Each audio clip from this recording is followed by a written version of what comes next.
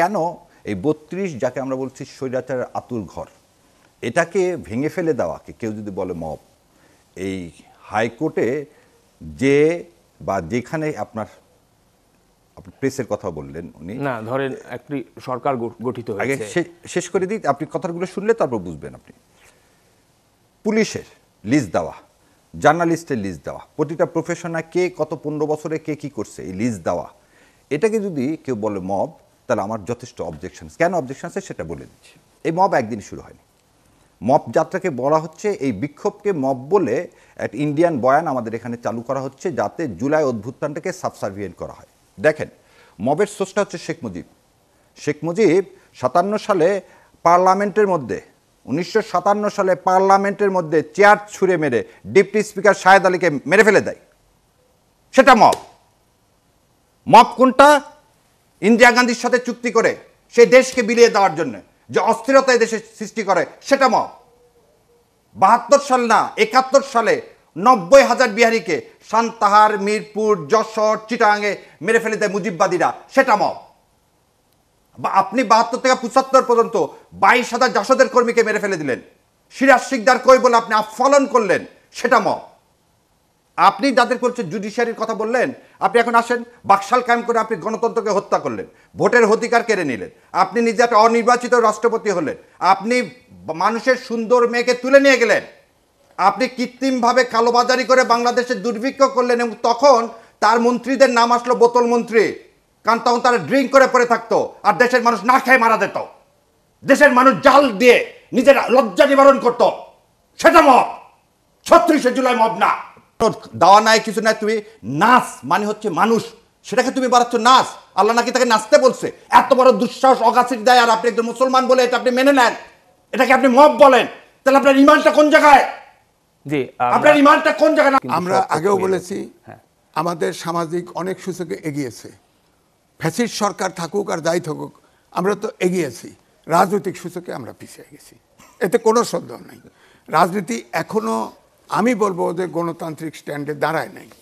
আমাদের 5ই আগস্টের পরে আমরা আশা করেছিলাম যে এই অভ্যুত্থানের পরে এত শিশুর থেকে শুরু করে জনতা প্রাণ দিল, আমরা অন্তত পক্ষে রাজনীতিবিদদেরও আক্কেল হবে যে আমরা আর আগের মতো করে চলতে পারবো না, একটা গণতন্ত্রের পথে আমাদের হাঁটতে হবে। কিন্তু হাঁটছে না তো। ঈশ্বরদীর ঘটনা ঘটতেছে, সারা দেশে ঘটনা ঘটতেছে। অর্থাৎ এতে মনে হয় যে এই দেশে গণতন্ত্র প্রতিষ্ঠিত হোক, আইনের শাসন প্রতিষ্ঠিত হোক। এবং আপনি চিন্তা করেন, মব সন্ত্রাস যেদিন শুরু হয়েছে, ডক্টর মোহাম্মদ ইউনূস চুপ করেছিল, তারপরে যখন এটা নিয়ে কন্ডেম হয়েছে তখন মৃদুভাবে প্রোটেস্ট করেছে। অর্থাৎ এই আমি বলেন ক্লাস 8 থেকে শুরু করে ইউনিভার্সিটির ছাত্র পর্যন্ত বিজ্ঞানের যুগে এই যে জেনারেশন গ্যাপ তৈরি করে দিল, প্রত্যেকটা ছাত্রের মনোজগতের যে পরিবর্তন, এখন আর তারা বিসিএস দিতে চায় না, তারা এমপি হতে চায়, মন্ত্রী হতে চায়। আপনি এই দেশটা গড়বেন কি দিয়া? চতুর্থ শিল্প বিপ্লবে যেখানে প্রযুক্তি হচ্ছে প্রধান, প্রযুক্তি মানুষকে বেকার করে দিচ্ছে। আমি নিজে লিখেছি, এই সমকালে লিখেছি যে আপনার বুয়েট সহ এই দেশের কোনো শিক্ষা চতুর্থ শিল্প বিপ্লবের উপযোগী না। অর্থাৎ এই ছাত্র এই 8টা, আমি বলবো প্রায় 6টা-8টা জেনারেশন ধ্বংস করে দিচ্ছে তারা। আপনি বলেন 52 সাল থেকে সব আন্দোলন হয়েছে, সব আন্দোলনে ছাত্ররা নেতৃত্ব দিয়েছে, এত বিতর্কিত কোনো ছাত্র নেতা হয় নাই। এবারে এই ছাত্রদেরকে যে বিতর্কিত করা হয়েছে, কারণ এই মবকে এনকারেজ করা হয়েছে, এই জন্য তারা বিতর্ক। তাদেরকে শিক্ষা, ডক্টর মোহাম্মদ ইউনূস কয় আপনারা সব উদ্যোক্তা হন। আরে উদ্যোক্তা হবে কি? হ্যাঁ, তো দুনিয়ার সুযোগ নিয়ে বসে আছে। উদ্যোক্তা হওয়ার সুযোগ আছে নাকি? দেশে অর্থনীতি চল আছে, অর্থনীতি নাই, বিনিয়োগ নাই, বেকারত্ব বেড়ে গেছে, ব্যাংক লুট বেড়ে গেছে, সব আওয়ামী লীগ ফ্যাসিস্ট থেকে শুরু করে কোনো উন্নতি নাই এই দেশে। বিশ্বব্যাংক বলেছে 3.3% জিডিপি গ্রোথ হবে সামনের বছর। অর্থাৎ এই দেশে দুর্ভিক্ষ, অবশ্যই দুর্ভিক্ষ হবে, কিন্তু সরকার থেকে যাইতে চায় না। আগে প্রথম দিকে দেখছেন না, উপদেষ্টা হেঁটে যায়, প্রধান উপদেষ্টা হেঁটে যায়, কয় আপনারা 5 বছর থাকেন, 10 বছর থাকেন, আজীবন থাকেন, ওই নেশায় পড়ছে। আমার বক্তব্য হচ্ছে এই বিএনপি, এই জামাত যদি এটা চাইতো এই দেশটা সঠিকভাবে চলুক, তাহলে এইটা আপনার সাংবিধানিক সরকার, অর্থাৎ সংবিধানের 106 অনুচ্ছেদ অনুযায়ী ওত নিয়েছে। আপনার সংবিধানে তো আছে যে 3 মাস পরে নির্বাচন, তা না হলে 6 মাস পরে নির্বাচন। আপনি যদি নির্বাচনটা করতেন তাহলে তো এই ফ্যাসিস্ট তো থাকে না। কয়টা ঠিক পেত? 5টা 10টা। কি হতো? তখন তো এখন তো আপনি যান, এখন তো ফেসিস শক্তিশালী হয়েছে, এই যে শেখ হাসিনা ডাক দিয়েছে তো, তা তো করবে তো, ঘেরাও করবে, এখন বলতেছে তো, এই বলার সুযোগ পেত না তো।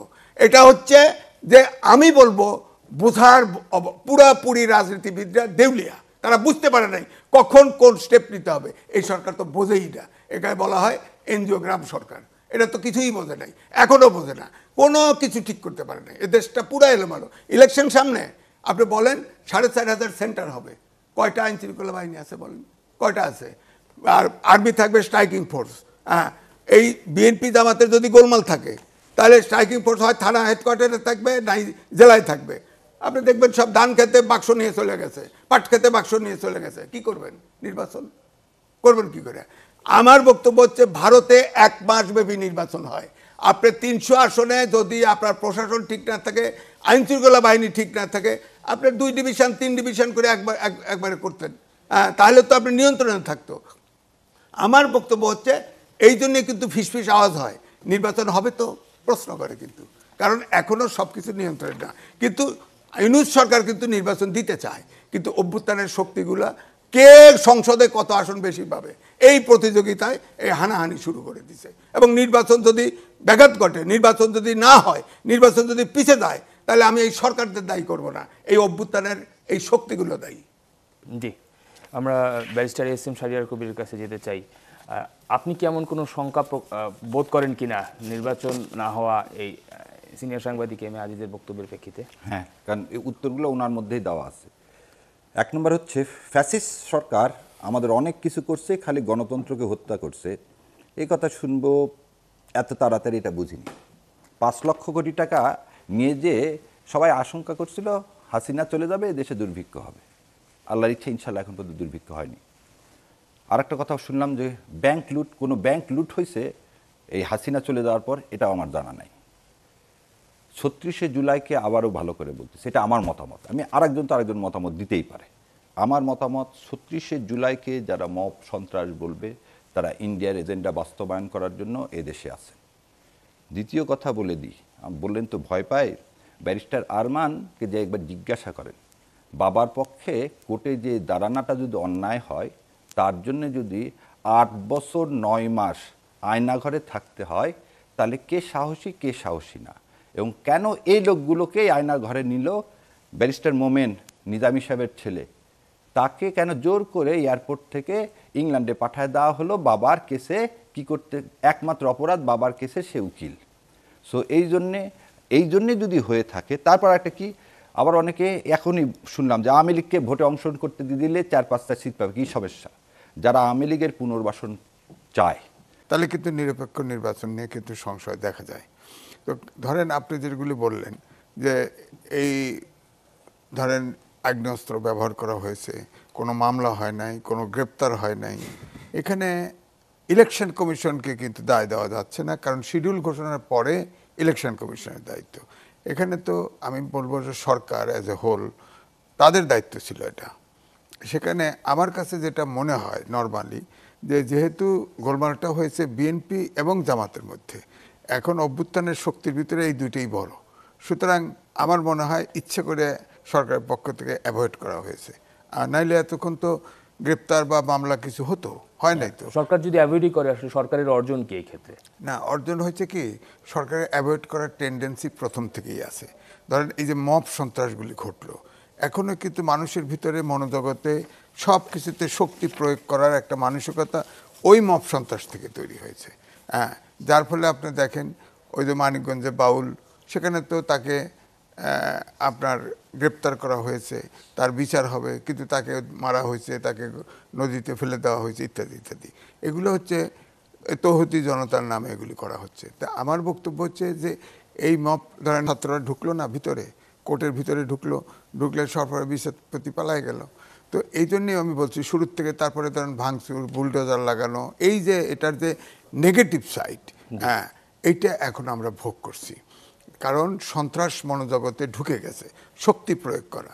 তবে আমি বলবো যে বিএনপি এবং জামাত যদি গোলমাল করে, তাহলে তো নিরপেক্ষ নির্বাচন কিন্তু বড় কঠিন, এবং আমার মনে হয় এটা শুরু এবং এটা শেষ হওয়া উচিত। আর যাতে অভ্যুত্থানের শক্তির ভিতরে কোনো গোলমাল না হয়, নিরপেক্ষ নির্বাচনের জন্য এটাই আমাদের আকাঙ্ক্ষা। তবে এটা ঠিক যে যেখানে আগ্নেয়াস্ত্র ব্যবহার হয়েছে সেখানে আইনশৃঙ্খলা বাহিনী বা সরকার একদম নীরব থাকা, তাহলে তো এই ঘটনা ঘটতে থাকবে। সুতরাং এটা কিন্তু আইনের মতো করে চলা উচিত ছিল, সেটা তো চলে নাই। তো তারপর বিচার হবে। এখানে ধরেন উভয় পক্ষই তো সংঘর্ষ হয়েছে, আগে পরে দেখা গেছে আগ্নেয়াস্ত্র ইউজ হয়েছে, তো গ্রেপ্তার হতে হবে, মামলা হতে হবে, পুলিশবাদী কেস তো হতে পারতো। তারা এক পক্ষ আর এক পক্ষকে অ্যাভয়েড করলেও পুলিশবাদী কেস হতে পারতো, গ্রেপ্তার হতে পারতো। আগ্নেয়াস্ত্র যে ইউজ করেছে তাকে তো অবশ্যই গ্রেপ্তার করা উচিত ছিল, যে পক্ষেরই হোক, আমি বলছি না। আগ্নেয়াস্ত্র ইউজ করলে তাকে অবশ্যই আগ্নেয়াস্ত্রের মামলায় নাইলে তো ভবিষ্যতে একটা ঘটনা ঘটতেই থাকবে, কারণ এমনি যারা সাধারণ মানুষ তাদের মনে এক ধরনের শঙ্কা তৈরি হয়। এমনিতে আগ্নেয়াস্ত্র কিন্তু আমার ধারণা যে বাংলাদেশের 84-তে বহু আছে। কারণ 5 তারিখের পরে প্রায় 60% থানা কিন্তু লুট হয়ে গেছে, আগ্নেয়াস্ত্র এখনো উদ্ধার হয়নি। তারপরে ওই সময় আওয়ামী লীগের সব অস্ত্র কিন্তু নিষিদ্ধ জমা দিতে বলা হয়েছিল, খুব একটা জমা পড়ে নাই। এই আগ্নেয়াস্ত্র কিন্তু বাইরে আছে। আমি বলছি না যে বিএনপি জামাতের হাতে আছে, এমনটা না, দুর্বৃত্তদের হাতে থাকতে পারে। ওখানে যে গুলি করছে সে হয়তো জামাত বিএনপির কর্মী না হয়, সে ভাড়াটিও হতে পারে কোনো পক্ষের। সুতরাং যে আগ্নেয়াস্ত্র ইউজ করছে তাকে অবশ্যই ট্র্যাক করে ধরা উচিত ছিল। এবং আমাদের সংগ্রামী বিএনপি নেত্রী, আমি বিএনপি নেত্রী বলি না তাকে বলি আজকে বাংলাদেশের নেত্রী বেগম খালেদা জিয়া, আল্লাহ ওনাকে সুস্থতা দান করুক, নেক হায়াত দারাজ করুক এবং তাকে আমাদের মাঝে সুস্থভাবে ফিরিয়ে আনুক।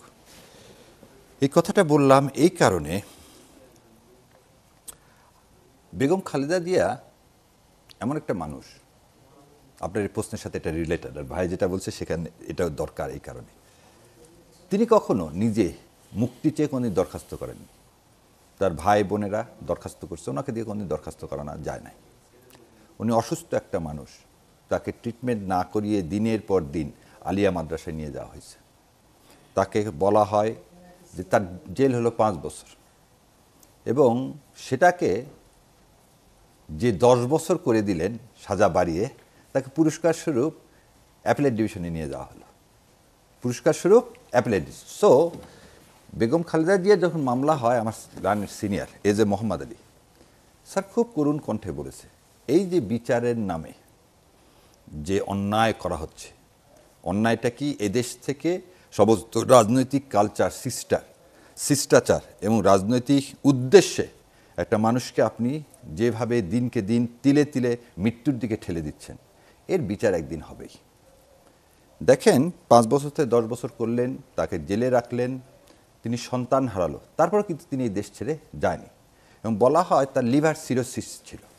সো লিভার সিরোসিস এমন ওষুধ মানে জেলখানায় থাকা অবস্থায় দেওয়া হয়েছে যে ওষুধগুলো লিভার সিরোসিসের জন্য আরও ডেঞ্জারাস। তার মানে শেখ হাসিনা তাকে জেলখানায় খালি রাখছে শাস্তি দেওয়ার জন্য না, তাকে মৃত্যুর কোলে ঠেলে দেওয়ার জন্য। এবং এই বিষয়ে এখন পর্যন্ত কোনো ইনকোয়ারি হয়নি।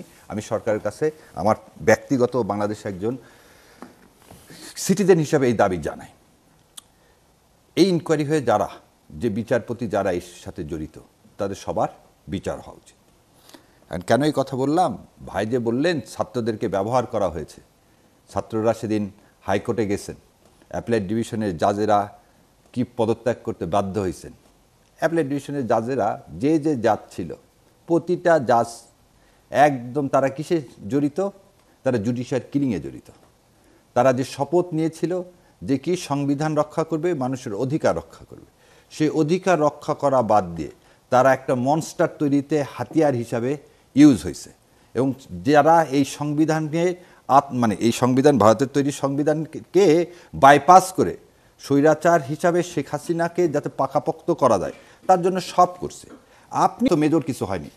2টা লোক বিএনপির মধ্যে থেকে, আমি যে 2টা লোককে বলি যে এনারা নেভার ওন বিএনপি, এই 2টা লোক হচ্ছে, একটা হচ্ছে ফজলুর রহমান আর একটা হচ্ছে হাবিবুর রহমান। এবং এনারা প্রতিদিন এমন স্টেটমেন্ট দিবেন। না, দল থেকে তো তাদেরকে মনোনয়ন দেওয়া হয়েছে। বলতেছি আপনাকে, আমি তাদেরকে আবারও পরিষ্কার করে বলি, তাদেরকে আমি বিএনপির, তারা মনোনয়ন পাইছে, বিএনপি করেন, কিন্তু আমার ব্যক্তিগতভাবে বলতেছি, আমি তাদেরকে বিএনপি বলে কোনো সমালোচনা করতেছি না। 2জন ব্যক্তি হিসাবে আমি 2জনকে সমালোচনা করতেছি। কি কারণে? তারা বিএনপিকেও কি করতে চাচ্ছেন দেখেন। এই ট্রাইব্যুনালের রায়কে বিএনপি স্বাগত জানাইছে? স্বাগত জানাইছে। খোদ বেগম খালেদা জিয়া পর্যন্ত এই তায়ত সাফারার, যাকে বাড়ি থেকে কি করে দিলেন, বের করে দিলেন, এবং সেটা নিয়ে শেখ হাসিনা এক টিভি অনুষ্ঠানে বলছে যে তুরি দিয়ে এরকম করে বের করে দিছি। তো সেই ভদ্রমহিলা যদি বলেন আপনি একটা ফ্যাসিস্টকে আপনি ভদ্রমহিলা বলছেন, এবং ফ্যাসিস্টের যে আদালতে বিচার হলো সেই আদালতকে আপনি প্রশ্নবিদ্ধ করতে চাচ্ছেন, এটা কি বিএনপির পলিসির সাথে মেলে? আজকে উনি কি বললেন যে এই ফজলুর রহমান কি বললেন যে যদি জামাতকে ভোট দেওয়া হয় তাহলে আমার কি ডেড বডি দেখবা। এই হাবিব এবং ফজলুর রহমান এই দুইটাই কিন্তু বিএনপির মধ্যে থেকে এদেশে একটা ইনস্টেবিলিটি সৃষ্টির চেষ্টা করতেছে, যেটা বর্ডারের ওই পারে শশী থিরুরা বলে, এই পারে এরা দুইজন বলে। কারা কারা? এই হাবিব আর ফজলুল। কারণ এরা রসুনের গোড়াটা কিন্তু দেখেন এদের দুইজনার এক জায়গা থেকে সৃষ্টি। এরা দুইজনাই এই যে ফ্যাসিস্টের কথা বলতেছি সেই ফ্যাসিস্টকে এখনও লালন করে। আপনি তো অ্যানি ভাইয়ের মুখ থেকে এরকম কোনো কথা পর্যন্ত শোনেননি। আপনি তো আমি একদম একদম লাইন ধরে বলে দিতে পারি, রিপন ভাইয়ের মুখ থেকে তো এরকম কোনো কথা শোনেননি। আপনি যতগুলো ছাত্রনেতা ছিল, নিরু ভাই, তাদের মুখ থেকে তো এরকম কোনো কথা শুনতেছেন না। 300 আসনের মধ্যে 298টা আসনের আজকে দেখেন মহাসচিব ডক্টর তাহেরকে দেখতে দেননি, আমাদের আমিরে জামাত বেগম খালেদা জিয়াকে দেখতে গেছেন। অধিকার নেই, এবং রাষ্ট্র কখনো চুপ থাকতে পারে না। সরকার না, কিন্তু রাষ্ট্র চালাচ্ছে। রাষ্ট্রের কাজটা কি? আমি সে যেই দলেরই হোক, দল মতের ঊর্ধ্বে তো রাষ্ট্র। আমাকে আপনাকে প্রোটেকশন দিবে, এটা হচ্ছে রাষ্ট্রের কাজ। 24 ঘন্টা পার হয়ে গেল, আপনি যে অস্ত্র নিয়ে আসছে তাকে অ্যারেস্ট করলেন না, তাহলে রাষ্ট্র কি চাচ্ছে এই সামনের ইলেকশনটাকে প্রশ্নবিদ্ধ করতে? কিন্তু এই দুইটাকে দিয়ে আপনি সারা বাংলাদেশকে যাচাই করলে হবে না। বিএনপি জামাতের সম্পর্কটাকেও এই ঈশ্বরদীর ঘটনা দিয়ে আপনি কি করতে পারবেন না, কোনোভাবে কম্পেয়ার করতে পারবেন না। তবে বিএনপির সর্বোচ্চ পর্যায় থেকে বিষয় বিবৃতি এসেছে, জামায়াতেরও সর্বোচ্চ পর্যায় থেকে বিষয় বক্তব্য এসেছে, এবং বক্তব্যের সুর তো এক না, দুই। হ্যাঁ, আমরা বক্তব্যের সুর তো আলাদা হবে, কারণ ঈশ্বরদীতে যে ঘটনাটা ঘটছে এরকম ঘটনা তো অন্য যে কেউ বিভিন্ন জায়গায় ধরে নেন, সেটা ছোট ছোট হয়েছে কয়েক সেকেন্ডের মধ্যে, এবং সেখানে এরকমভাবে আগ্নেয়াস্ত্র নিয়ে এখানে যে এই 15টা গাড়িকে ভাঙচুর করা এবং গোলাগুলি করা, সেখানে আমির যে জেলা আমির পাবনার, সে নিজে উন্ডেড, এই ধরনের কাজ, এটা কি কখনো অ্যাকসেপ্টেবল? এটা অ্যাকসেপ্টেবল না, এটা আনঅ্যাকসেপ্টেবল। এবং হাবিবুর রহমানরা এই কাজগুলো ইন্ডিয়ার ষড়যন্ত্রে করতেছে কিনা এটা বিএনপি ভেবে জানতে হবে। তাদের ইচ্ছা মতো অ্যারেস্ট করতে হবে, ইচ্ছা মতো গ্রেপ্তার করায় না কেন দোষীদের? তো এটা সব দলের মধ্যে আছে, সিঙ্গেল আউট করে কোনো লাভ নেই, সিঙ্গেল আউট করে লাভ নেই। আর মব সন্ত্রাস যারা সাপোর্ট করে তারা এদেশে শান্তি চায় না, এক কথা। মব সন্ত্রাস, শান্তি মানবিক বাংলাদেশ যদি গড়তে চান, সন্ত্রাস থাকতে পারবে না। সন্ত্রাস থাকলে কখনোই, যেমন অসৎ লোক থাকলে যেমন দেশে মানবিক দেশ হবে না, সন্ত্রাস থাকলে মানবিক দেশ হবে না। সুতরাং সন্ত্রাসকে অবশ্যই না বলতে হবে। এবং শুরুর থেকে যেভাবে ছাত্ররা ব্যবহৃত হয়েছে তো আপনার ধরেন 32 নম্বর ভেঙে দিছে, ওটাকে আপনি ধরেন ওটাকে অন্যভাবে রক্ষা করতে পারতো, জাদুঘর বানাতে পারতো, মানে সরেসারের জাদুঘর বানাতো, ওটা বুলডোজার ফ্রান্স থেকে বলে দিল, বুলডোজার চলে গেল ওখানে, বুলডোজার দিয়ে ভাঙা হলো। এই যে কালচারটা তৈরি হয়েছে, আমি বলবো তখনকার সময় যে তখন তো এনসিপি ছিল না, বৈষম্য বিরোধী ছাত্র, তাদেরকে কোর্টে ঢুকানো হয়েছে, আদালতে। বলেন আদালতে কেন ঢুকবে? আমিও সমালোচনা করি। অ্যাপিলেট ডিভিশনের বলছে আমরা রাজনৈতিক কি শপথবদ্ধ রাজনীতিবিদ, আর শপথবদ্ধ রাজনীতিবিদ, তারা তো বিচারপতি হওয়ার যোগ্য না। আমেরিকায় তো রাজনৈতিক দল থেকে নমিনেট করে বিচারপতি, চেয়ারে বসার পরে সে নিরপেক্ষ। হ্যাঁ, সে যে পার্টির থেকে যায়, এখন ট্রাম্পের লোকও ট্রাম্পকে ট্রাই করতে দ্বিধা করবে না, কিন্তু বাংলাদেশে সেই কালচার নাই। আপনি দেখেন, বলে শপথবদ্ধ রাজনীতিবিদ, তিনি বিচারপতি কেমন রাজনীতিবিদ হয়? তখন তো আমি সমালোচনা করেছি। তো আমার কথা হচ্ছে যে অন্তত পক্ষে দেশে আমার মতো কোনো মব সন্ত্রাস বা কোনো এই যে গুলিগালা, এগুলো আগ্নেয়াস্ত্র তো এখনও উদ্ধার হয় নাই। যৌথ বাহিনী নামাইছে না, শুরুর থেকে নামাইছে না, কই? পরে প্রথম দিকে চাকুটাকে উদ্ধার করতে সে বিচার হবে, সোজা কথা। কারণ হচ্ছে এটা তো সংক্রমিত হবে। কারণ আমার বক্তব্য হচ্ছে বিএনপি এবং জামাত বিশেষ করে এদের ভিতরে যদি এরকম আপনার আগ্নেয়াস্ত্র ব্যবহার করা হয় এবং সবসময় এই ধরনের গোলমাল যদি সংক্রমিত হয়, তাহলে কিন্তু নিরপেক্ষ নির্বাচন হওয়া খুব দুরাশা হয়ে যাবে। হ্যাঁ, এখন ধরেন ব্যারিস্টার সাহেব বলছেন যে মব কোর্টে যাওয়া, তারা তো বিচারক ফেজিবাদের দোষর ছিল, তার জন্য তো সিস্টেম আছে ওখানে, তাদেরকে প্রসিকিউট করে বাদ দেওয়া যেত। কিন্তু মব পাঠায় দিয়ে দেশে তো অস্থিরতা তৈরি করার কোনো অর্থ হয় না। কারণ আপনি যে এখন একটু কমছে, প্রথম দিকে আপনি দেখেন না পত্রিকা অফিস টেলিভিশন অফিসে পর্যন্ত ঢুকে গেছে, হ্যাঁ, যে ফেসিবাদের দোসর। আমাদের প্রেস ক্লাবে ঢুকে আপনার লিস্ট দিয়ে গেছে এরা ফেসিবাদের দোসর, তাদের মেম্বারশিপ খাইয়ে দিয়েছে। এটা কোন কথা?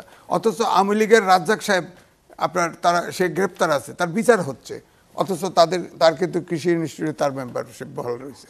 তারপরে আমাদের প্রায় 200-র মতো সাংবাদিক গ্রেপ্তার হয়েছে। তা যারা দোষ করছে তাদের বিচার করেন, কিন্তু এটা হিয়ারিংয়ে হচ্ছে না, যাকে ধরে তাকে ছাড়ে না। এটা তো কোনো বিচার হলো না। আমাদের কোনো সাংবাদিক তো রিলিজ হচ্ছে না, সব ধরে গেছে, এর ভিতরে নির্দোষ আছে আমরা জানি। আর কোনো সাংবাদিক তো হত্যা করতে পারে নাই, কোনো সাংবাদিক হত্যা করে নাই, অথচ হত্যা মামলা দেওয়া হয়েছে।